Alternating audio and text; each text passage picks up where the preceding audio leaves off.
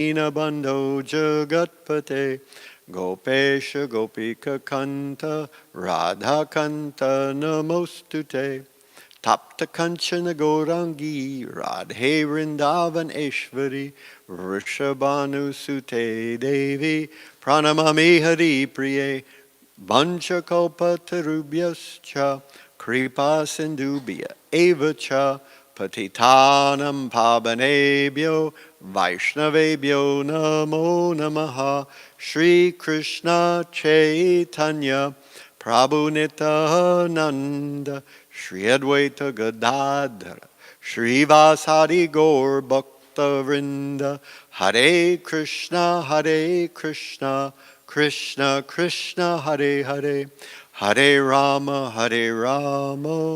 Rama Rama Hare Hare Hare Krishna Krishna Krishna Hare Hare Hare Rama Rama Rama Hare Hare.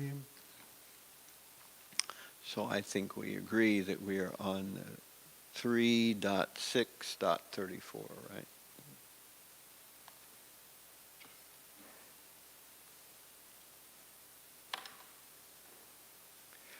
Ete Varna Swadharmena Ete Varna Swadharmena Yajanti Swagurum Harim Yajanti Swagurum Harim Shraddhayatma Vishuddhi Artham Shraddhayatma Vishuddhi Artham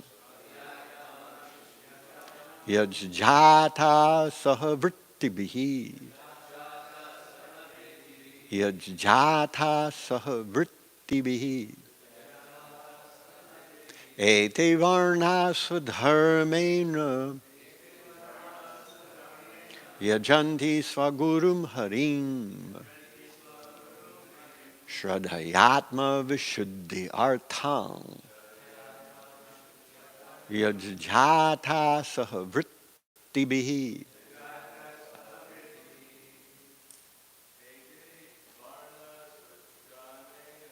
Ete Varna Swadharmena Yajanti Swagurum Harim Shraddhayatma Vishuddhi Artham Yajjata Sahavrittibihi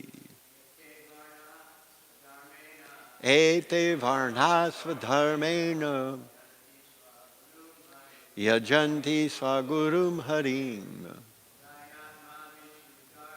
Shraddhayatma Vishuddhi Artham Yajjata Sahavrittibihi Ete Varna Swadharmena Yajanti Swagurum Harim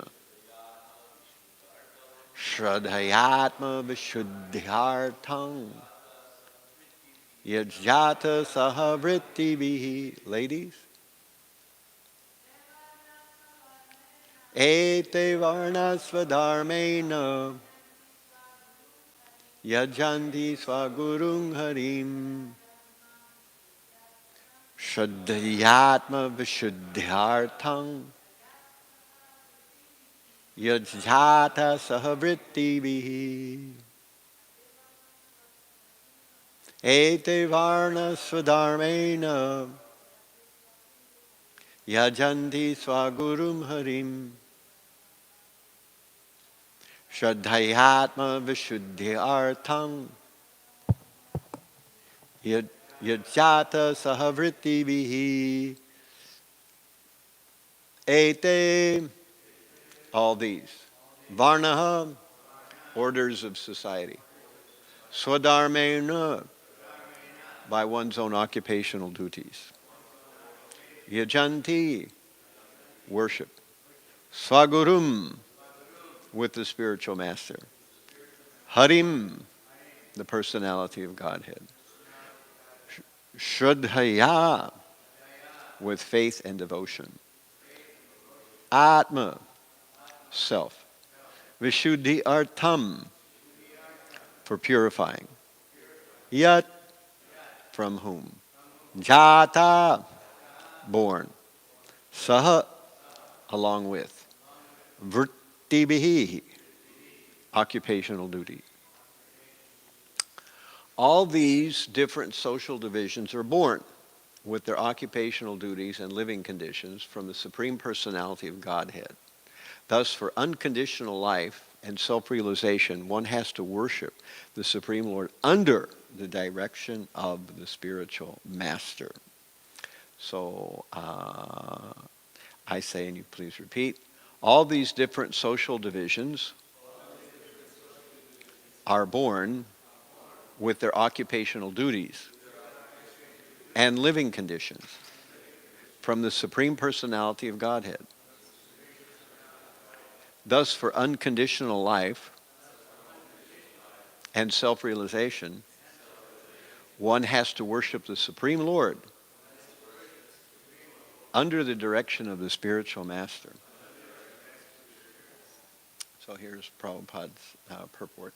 Since they are born from different parts of the body of the Supreme Lord in his gigantic form, all living entities in all parts of the entire universe are supposed to be eternal servitors of the Supreme Body.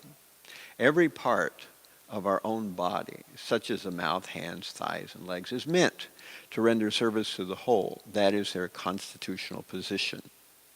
In subhuman life, the living entities are not conscious of this constitutional position, but in human form of life, they're supposed to know this through the system of the Varnas and social orders.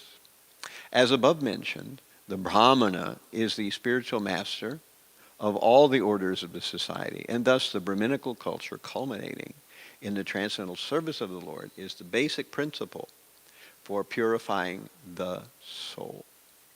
In conditioned life, the soul is under the impression that he can become the Lord of the universe. And the last point of this misconception is to think oneself the supreme. The foolish conditioned soul does not take into account that the supreme cannot be conditioned by maya or illusion. If the supreme were to become conditioned by illusion, then where would be his supremacy? In that case, maya or illusion would be the supreme. Therefore, because the living entities are conditioned, they cannot be supreme. The actual position of the conditioned soul is explained in this verse. All conditioned souls are impure due to contact with the material energy in three modes of nature. Therefore, it is necessary that they purify themselves under the guidance of a bona fide spiritual master, who not only is a Brahmana by qualification, but also must be a Vaishnava. The only self-purifying process mentioned here is to worship the Lord under the recognized method, under the guidance of a bona fide spiritual master. That is the natural way of purification, and no other method is recommended as bona fide. The other method of purification may be helpful to come to this stage of life. The other methods of purification may be helpful to come to this stage of life, but ultimately one has to come to this last point before he attains actual perfection. Bhagavad Gita confirms this truth as follows, 7:19. Bahunam janmanam ante gyanavanmam prapadyate vasudevam savam iti sa mahatma sudurlabhaha. Ete varna swadharmena yajanti swagurum harim shradayatma vishuddhi arthang yajajata sahavrittivihi. All these different social divisions are born with their occupational duties and living conditions from the Supreme Personality of Godhead. And thus, for unconditional life and self-realization, one has to worship the Supreme under the direction of the spiritual master. So let me again start this class by asking if anyone has any questions about anything we've been discussing or anything in this particular verse, just to see if anybody has an interest right off the bat.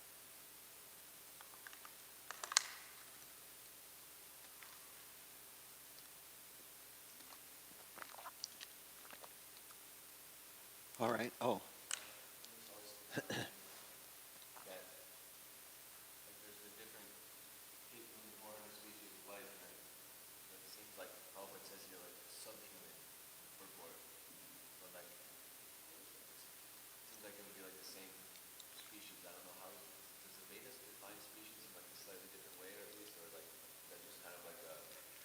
Well, right.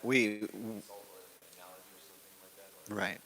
The word that we use, species, has been defined in a very, very scientific, way, in a very specific way. And, the Vedas use a different, word, and those two words are just kind of equivalized, even though actually they're quite different concepts in many ways. There's not a straight equivalent. They're a little bit different.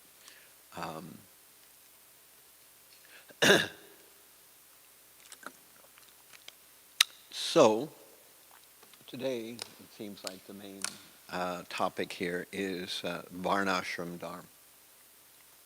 Yesterday, Prahladananda Swami talked about the Shudras. That was the main focus of the verse. And the other day, Kavi Chandra explained about the various, from Bhagavad Gita in the 18th chapter about the various occupational duties of the Brahmanas and the, of course, the Vaishyas and the Shudras and the Kshatriyas. Okay, I'm not close enough to the mic. Okay, sorry about that. So these various 4 orders, and there's also 4 ashrams, so that's why it's called a Varna and Ashram, 4 ashrams and 4 Varnas. And these are more elaborately described in 7th canto of Srimad Bhagavatam, in the 12th and 13th chapters of the 7th canto of Srimad Bhagavatam, where Prahlad is speaking. And we'll talk about that in a little bit. But one thing that we can focus on here, as the flow of this particular section of Bhagavatam, just to kind of get an overview of what's happening, Burijan does a very nice job of kind of putting these things in a nice overall framework, So we know that Vidura has approached Maitreya. He's asked him about the nature of creation. And then the first thing that Maitreya spoke of was how, the various expansions of the creation were done. And then we heard about demigods offering prayers. And now that was in chapter 5 of 3rd canto. Now we're in chapter 6. And we're coming kind of toward the end of chapter 6. And in this chapter, those same demigods that were offering prayers, we are now talking about how the Lord responded to them from verses 1 through 10, and then from 11 to this verse, 34, we hear about how the demigods enter into the universe. So the demigods, at this point, we're only talking about a certain small subset of all the demigods we know, because the rest of the demigods are created much later on in the expansion that Brahma does when he creates the Prajapatis, and we talked about that last week. So at any rate, the demigods are expanded later on in something called the, what's it called again? The Daivam Shrotas, I think it is, or something like that. But at any rate, here we just have the demigods in charge of the senses entering into the 5 working senses, the 5 knowledge acquiring senses, and the tanmatra. And this was what was kind of mysteriously described a little bit earlier as the Adhyatma, Adibodha, and Adidaivika. So usually we hear Adibodhic, Adidaivik, and Adhyatmic as being the threefold miseries, which they are. Adidaivik being the miseries inflicted upon us by circumstances, or in other words, the demigods, drought, famine, disease, wars, those kind of things. That's usually called Adidaivik. And then we have Adibodhic, which is miseries inflicted by others, like people who are antagonistic to us, or insects or animals sometimes. So this is, miseries inflicted by others. And then there's Adhyatmic, miseries we inflict on ourselves, like worrying too much, eating too much, all those kind of things. And in this way, we inflict certain miseries upon ourselves. Now, in this particular context, Adhyatmika and Adidaivika and Adibodhikam means something a little different. Here, the Adhyatmika is the living entities, and the Adidaivikam is these demigods that enter into material creation. And the Adibodhika is actually the senses themselves, or the material products. So this was described a few verses ago, about 10 or 15 verses ago, or something like that. Now, this whole system of Varna Ashram, why does it exist? It exists because it's a organization of humans and demigods in such a way that humans can easily perform whatever they need to do to maintain their physical bodies, and at the same time they can do what's actually called for, which is to understand the nature of the Supreme and develop devotional service to the Supreme. So that's what the real purpose of the Varnashram system is. Now, the way it boils out in this particular part of Srimad Bhagavatam is that the demigods were asking with prayers in the last chapter, in chapter 5, the Supreme Lord to help them develop, to understand how they could work and do what they needed to do in the world, and at the same time not become too encumbered by the world. So now in this chapter, chapter 6 of third canto, the Supreme Lord is getting around to doing that. He's explaining the Varnashram system. And in this way, people can work in a simple way, and in this way they can overcome material problems, support their bodies, and at the same time do what the real goal of life is, which is to cultivate devotional service. So, as we said,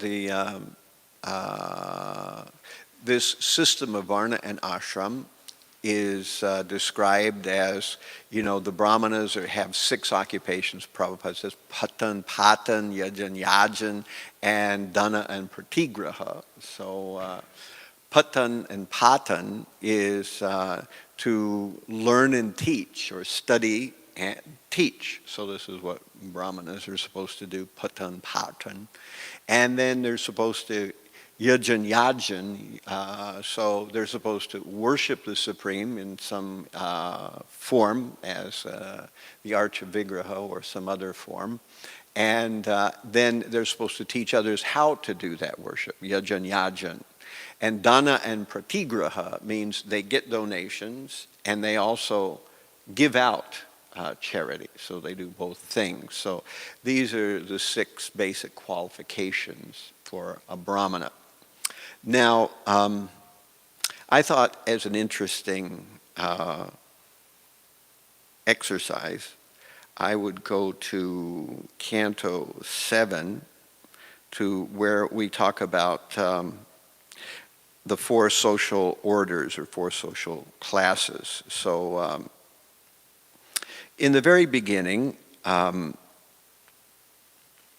Sukadeva Goswami is describing Prahlad Maharaj, and Yudhishthira is asking questions in this case. And Narada explains about certain beings being created. And then he says there are general principles followed by all human beings: truthfulness, mercy, austerity, observing fasts on certain days of the month, bathing twice in a day, tolerance, discrimination between right and wrong, control of the mind and senses, nonviolence, celibacy, charity, reading of scripture, simplicity, satisfaction, rendering service to saintly persons, gradually taking leave of unnecessary engagements, observing the futility of the unnecessary activities of human society, remaining silent, grave, and avoiding unnecessary talk, considering whether one is the body or the soul, distributing food equally to all living entities, that is, both men and animals,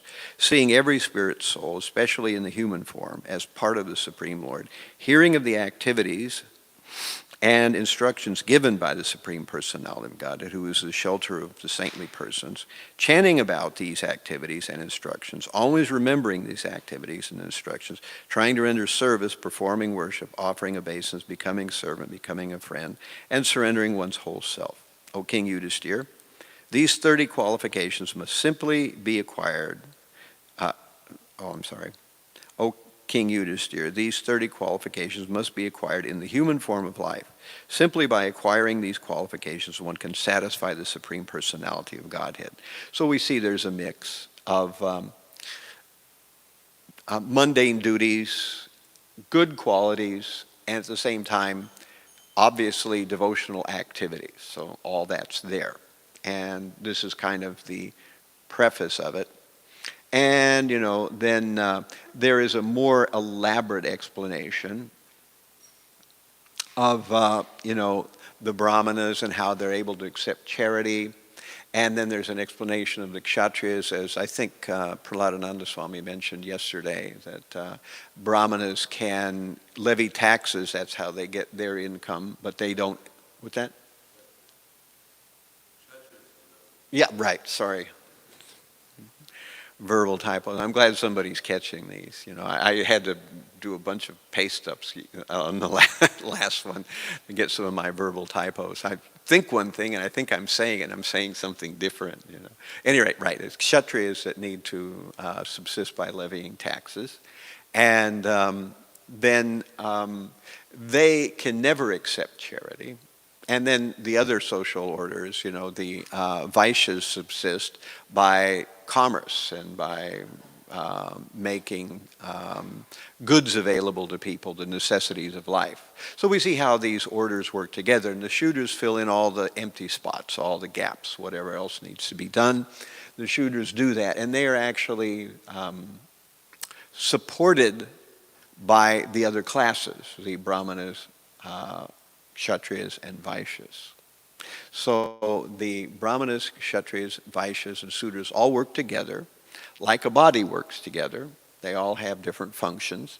And one is pigeonholed into one of these classes. According to the modes of nature one has predominantly acquired through his sojourn through this material world. So throughout many lifetimes, some people, after many births, wind up mostly in the mode of goodness, and then they are prone toward a Brahminical kind of occupation. Some people are mostly in the mode of passion, and they're prone more to a Kshatriya role in society. Some are mixed passion and ignorance, and they're prone to being a Vaishya. And those who are more solidly in the mode of ignorance are prone to then acting as Shudras. And this is described in Bhagavad Gita. So the Varna and Ashram system is based on modes of nature. The predominant mode of nature, a particular living entity, has, at this point in his journey through many lifetimes, the mode of nature they've adopted. And of course, this changes over the lifetimes. A person generally may go up for a while, and then may go down for a while, et cetera, et cetera. So, besides this, The four orders, as we've said, in 7th canto, we're hearing from Narada Muni that in emergencies, one can sometimes adopt other occupations. And however, it says one should not serve the Shudras because that's the occupation of a dog. So we've got that, you know. And as Prahladananda Swami was saying yesterday, our present society is mostly not even really run by Kshatriyas, it's run by Vaishyas, and it's run by, actually in one sense, Mudhas, people who have no knowledge of what to do, have no self-control, and have only their own selfish interests at heart. So that's why things are in the perplexing mess that they're in. But if we take a look, we also see that with the four Varnas, there are four ashrams. And we know those as being brahmachari, grihastha, vanaprastha, and sannyas. So these are four orders of life. And these are usually structured according to the time periods in a person's progress through life. You know, generally a person starts out as a brahmachari or brahmacharini and then moves into grihastha life and then moves into vanaprastha life and eventually into sannyas. I mean, that's the general order. We see that not everybody follows this pattern. However, you know, what we see here, this is verse 7:12:4. Mekhalajini vasamsi jatadanda kamandalun bibhrad upavitam cha darbapanir yatoditam. So the translation here is, carrying pure kusha grass in his hand, the brahmachari should dress regularly with a belt of straw and with deerskin garments. He should wear matted hair, carry a rod and a water pot, and be decorated with the sacred thread as recommended in Shastras. So looking around here, I see some of you are slipping. I see a few water pots, but they're not the bona fide type, and no deer skins. Oh, I see, right. Well, what I was thinking is possibly that, the last time you were in India, you didn't manage to get your deer skin from Loy Bazaar, or, you know, we've had some reason people haven't been traveling lately, some kind of disease, I can't remember what it was, something like that. And this... Right. It's not easy to get. Well, maybe if you go to Liberty Street in Queens, you know, they have the Hindu shops there. You can get your deer skin there. But the reason I point this up, oh, by the way, you know, we're not seeing any dreads either on anybody, you know, I'm afraid, you know. Well, that doesn't count because it's not... You haven't used cow dung, which is the appropriate thing to put in the dreadlocks, so that's not bona fide. So, by the way, I think, you know, wearing dreads, if you actually do use the bona fide means of cow dung, helps you with celibacy, because no lady's going near that, you know. Any rate, the idea here is that the process that we actually follow and why we dress the way we actually dress, where does that actually come from? If what we read, and there's more in this, we find out that, the brahmachari carries firewood, and, you know, he lives in the ashram of the guru, and we find out that,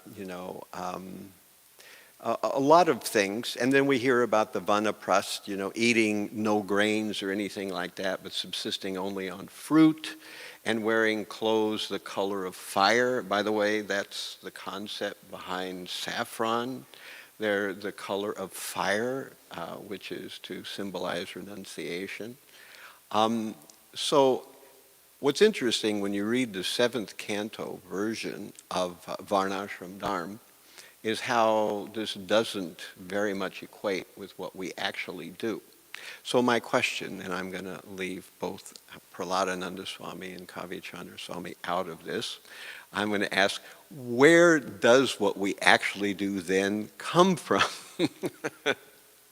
Does anybody know?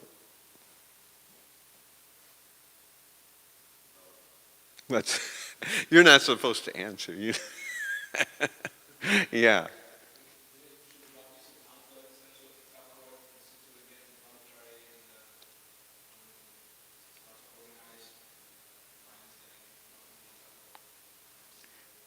Yeah, that's partially it. But I thought this was an interesting point because, right now we're hearing a lot of stuff about how, at least by some people, about how absolutely essential Varnashram is. And in one sense it is. But the question is, what Varnashram are we talking about? We are obviously following a modified version of Varnashram. So this is something I think a lot of devotees really don't focus in on, Why do we wear the clothes that we wear and we do the things we do? Well, one of the answers is what, our devotee just said is that, Bhakti Siddhanta, Gopal Champu said that Bhakti Siddhanta reinstituted the Brahmachari ashram, and that's true, and that's true. And he instituted, sannyas the way we understand it, not taking the what's generally known as the Babaji Vesh, So we talk about a system, but largely it comes from something called the Pancharatra, the Narada Pancharatra. Now, if you ever study the deity manual, the Pancharatra Pradeep, which explains the proper configuration of activities and the way one should approach the deities and everything, that's when you'll start to read things that sound very familiar, like rising early and cleaning one's body, and we learn about putting on clean clothes. We learn about, making a sound before we come into the deity, being punctual, all these kinds of things. And the Narada Pancharatra is what actually really does resemble the system that we really do follow on a day. We're not wearing deer skin, or as a Vanaprastha you'd have to wear tree bark. I've never figured out how people wear tree bark, but it must be pretty uncomfortable, But at any rate, the idea is that this is a more reasonable system in our modern day. Now, why was it like that back in the days when Bhagavatam was being spoken and recited? The reason, of course, was that generally, oftentimes, a brahmachari was living in some small, very secluded place with just a handful of people with their guru. And so these things made sense then, But Lord Chaitanya wanted a worldwide movement, and that was, promulgated by the Goswamis, starting with Jiva Goswami, is something called the Vishva Vaishnava Rajya Sabha, which got passed down through the ages and became what we later knew of as the Gaudiya Math, and then later ISKCON. Of course, there's other branches. I'm not suggesting we're the only branch or whatever it is, but the point that I'm making here is that to create a worldwide movement, there needed to be some adjustments. And so part of, our dress and everything comes from Bengali culture, which was the culture that came down from Lord Chaitanya. and his associates. And during that time, they wore a certain style and sang a certain type of music, and et cetera, et cetera. And much of our process of devotional service, Prabhupada, describes that there are 9 processes of devotional service: Shravanam, Kirtanam, Vishnu, Smaranam, Padasevanam, Archanam, Bandhanam, Dasyam, Sakyam, Atmini, Videnam. So there are 9 processes, and generally we segue through one and then another, then another and another, so that we don't get too we are not in too much difficulty by doing just the same thing all the time. So sometimes we're hearing, sometimes we're chanting, sometimes we're performing various service, sometimes we're offering prayers or serving on the altar or something like that. So there's a whole smorgasbord of different devotional activities. And so this is how the Narada Pancharatra kind of describes devotional service. Sounds very much like the Hari Bhakti Vilas or the nectar of devotion, where various activities are described. So we see there's a kind of tradition, and this is a modern tradition. And this is what allows us to do our version of Varnashram Dharma in a practical way in the modern time. And Prabhupada put it in a certain way, and it was handed to him also by his predecessors, so on and so forth. So this is the modern version of Varnashram Dharma, and why we don't carry kusha grass very often, or have belts of straw, or sit on a deer skin on a kusha mat. Although the other day I noticed that our Natabar Gauranga did in fact have a little mat that did look like a deer skin. It wasn't really, but it kind of looked like that, But at any rate, I want to leave some time for questions and, discussion and corrections and realizations. So, anybody have any questions or comments about what we've discussed up to this point? Okay, well, let's take Kavi Chandraswami first.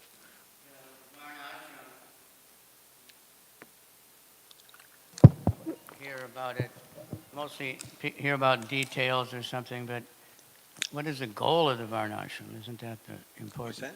The goal of Varnashram. Yeah. What is that? That seems to me that whatever it is. Right. Not exactly who's labeled what or who's doing exactly what in a certain way. That's described in the 7th canto in I believe it's the 12th chapter. It might be the 13th, but I think it's the 12th chapter, where the goal of it is to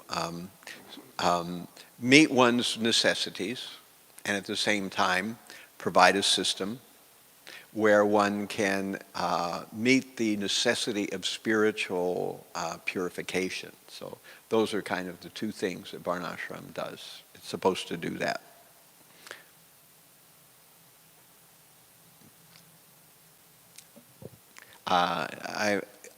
If I have some time later today, I'll try to find the exact verse where it kind of delineates that, but I don't remember which one it is just off the top of my head right now. Prahlada on this one. One thing that Prabhupada says about the origin of how we dress, he said when we see our devotees, they're dressed in saffron with shaven heads and tilak, and they're dancing, they look like they're coming from Vaikuntha. Maybe we're wearing the latest Vaikuntha fashion here. Yes. Krishna, he's described as wearing a dhoti. At least in this is true hot couture. Krishna is described as wearing a yellow dhoti, so it looks like in the spiritual, at least in parts of the spiritual world, there are such things as dhotis and kurtas and things like that. Did what? That the dress we have now seems to the origin is the spiritual world, because Krishna wears a dhoti, saffron and yellow dhoti. And Srimati Radharani has a saris, has a variety of saris. She has what? Saris. Shudders. Saris. Sorry, it's okay. The reverberation in I have terrible hearing too, so.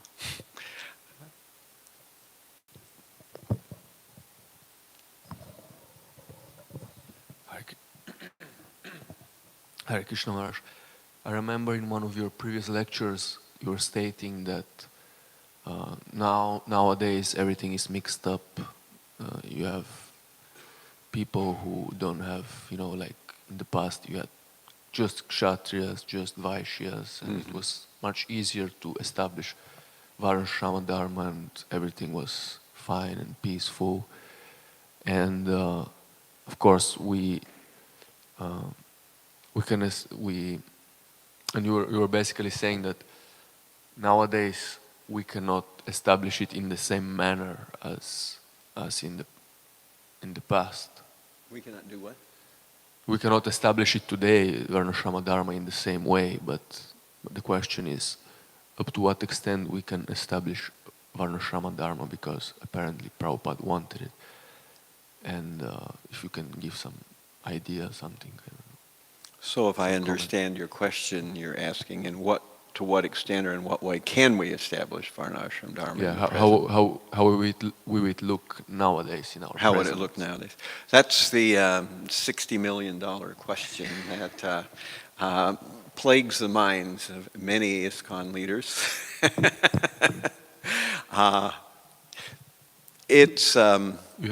There are many different answers to it. I guess you have your own idea, so you can share with us. Right. Well, it seems like in general, the purpose, as we said, of the Varnashram system is to create a method for people to meet their material needs and prosecute Krishna consciousness at the same time. Prabhupada had a general vision, and we see that, that there would be temples in urban areas, and those temples would make and meet people and make devotees. And then there would be rural farm communities where people could go to do simple living and high thinking, where they could perform agricultural activities, meet their personal necessities for food, shelter, and so on and so forth. And in general, that's kind of an outline, of what at least I think a lot of people would agree upon, that there was that general idea.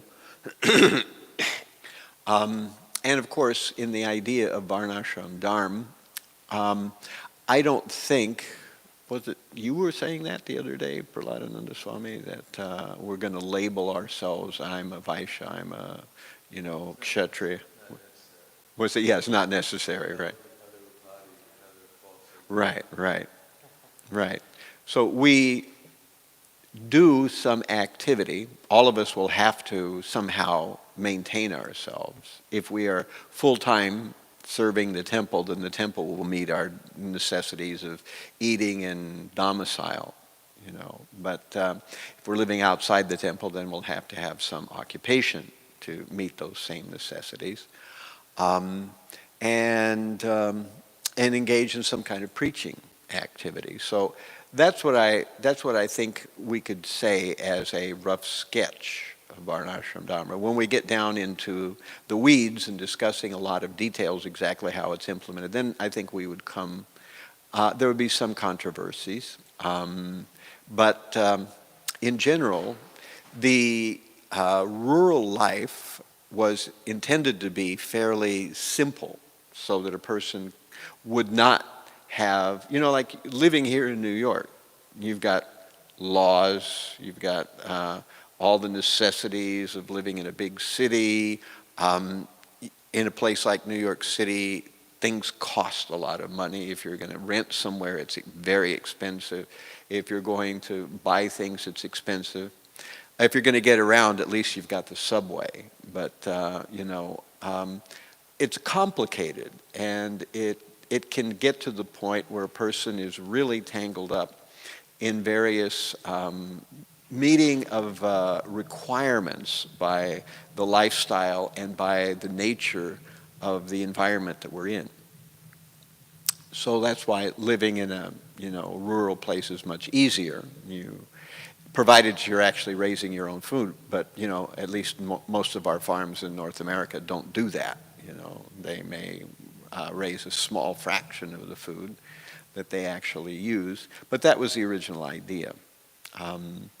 Where I see Varnashram has gone off the rails in our movement is the fact that we really have not somehow or other convinced any significant amount of devotees in our movement to be real Vaishyas, to do agriculture in a large-scale way. Of course, in the modern world, to do agriculture in a practical way is practically impossible. The outside world, the powers of commerce, and the financial institutions that we live under have made farming practically a lost cause as far as making money that way. So farmers have to struggle like anything, and then they go under for the most part. Now, if there's a community to support those farmers, then maybe they can, make progress. But the real issue is, a devotee to be a farmer means that they would have to accept what we call poverty level lifestyle and see as this is my dharma. My god brother, god sister may be working, in a cubicle in some office building somewhere. I'm going to make a fraction of what they make. My children are not going to have the same, things that my god brother will, or my god sister who's working 9 to 5 somewhere or another. But this is what we need. We need actual farmers. And so they will have to somehow or another convince themselves to live under those conditions. And so far, we haven't seen that in ISKCON. We haven't seen devotees volunteering for that austerity. What to do? I don't know. I don't have an answer. But that's a relevant, I think, Varnashram Dharma consideration. You have anything you'd like to say, Prahladananda Swami or Kavyachanda? Yeah, right. We've opened the door to a thing that they have week seminars about, week-long seminars about. All right, so anyone have any final quick question or realization before we top it off? We've got about a minute left.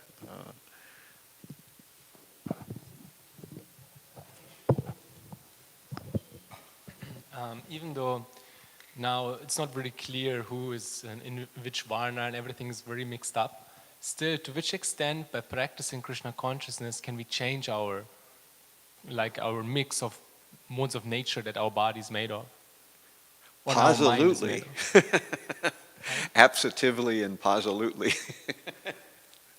We can and should. That's the whole thing, We hear that, that one rises above one's material designation. Sarvopadi vinirmuktam tat paratvena nirmalam hrishikena hrishikesha sevanam bhaktiruchate. That by performing devotional service, one rises above. That's why, in one sense, trying to peg devotees as being in a particular varnashram is particularly troublesome, because we're in the process of rising up through the various modes of nature. Whereas people outside of devotion, they may be more or less in one mode of nature, and they're not moving very much. And of course, you have the fact that you have people like Kolavecha Sridhar, who was intimate disciple of Lord Chaitanya. By occupation, he was a Shudra, but he was also on the highest level of devotion. So do we really consider that being a Shudra, Was that? Well, okay, he had banana leaves though, right? That's what he was. Well, okay. Yes, okay. Maybe you could say that. But some account people call him a Shudra. I, right.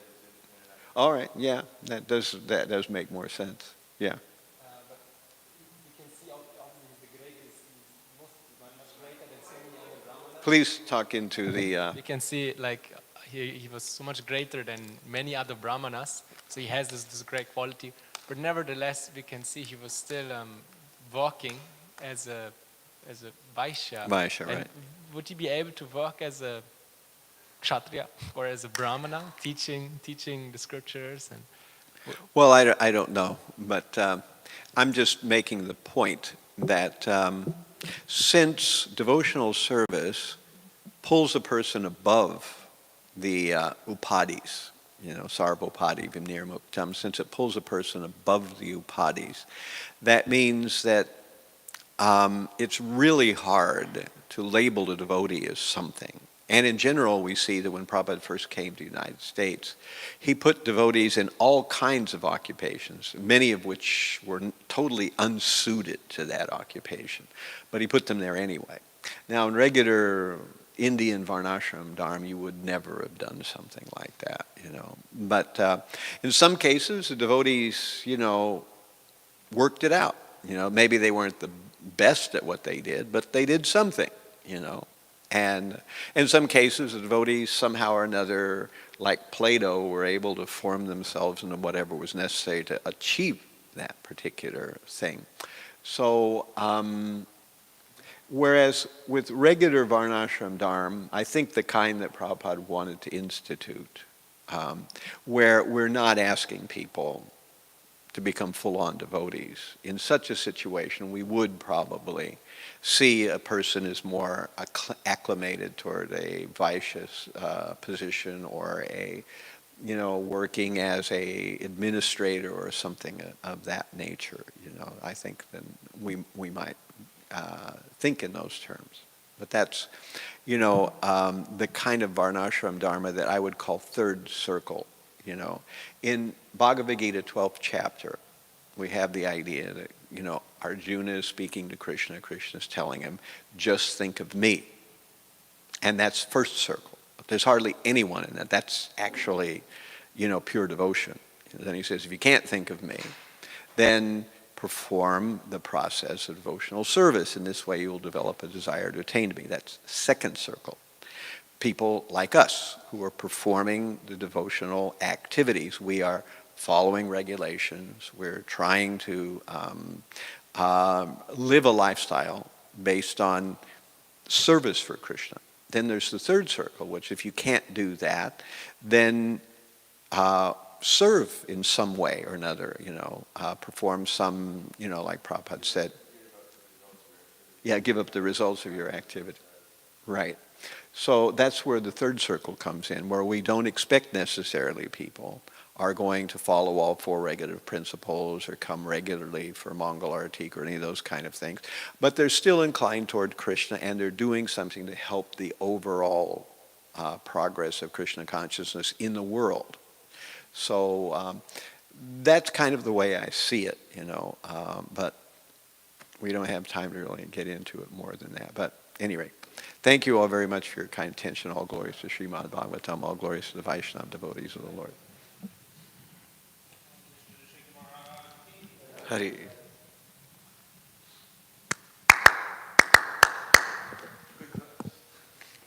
I'm doing my audio visual synchronization clap. I'm not applauding myself.